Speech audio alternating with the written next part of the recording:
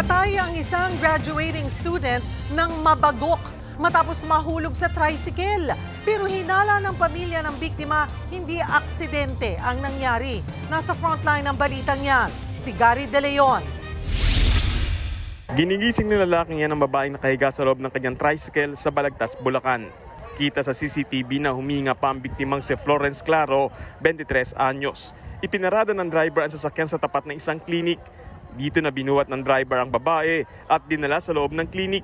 Bakit nga ba biglang isinugod sa doktor ang biktima? Base sa investigasyon, nahulog ang babae sa tricycle. Pasado alas 11 ng gabi noong nakaraang Miyerkules, naagip pa ng CCTV mula sa isang bahay ang pagpara at pagsakay ni Claro sa tricycle hanggang sa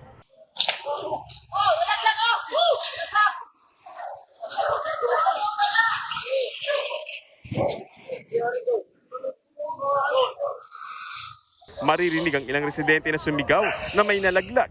Yun na pala ang babaeng pasahero. Ilang beses sinabihan ng driver na si Bobby Bugayon na nahulog na ang pasahero niya pero tila wala itong narinig. Ito pa na pagtataka. May pintuan naman ng tricycle at may katabi pala ang biktima. Yung katabi pa niya ay kapatid ng driver.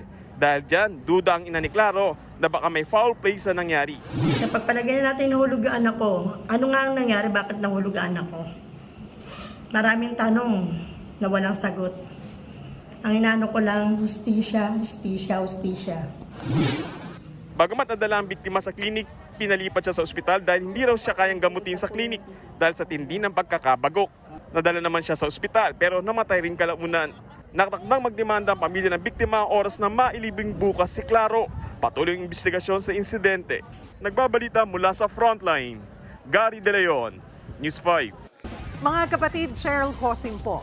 Maging maalam at may pakialam sa mga napapanahong issue at headlines. Mag-follow at mag-subscribe na sa social media pages ng News 5.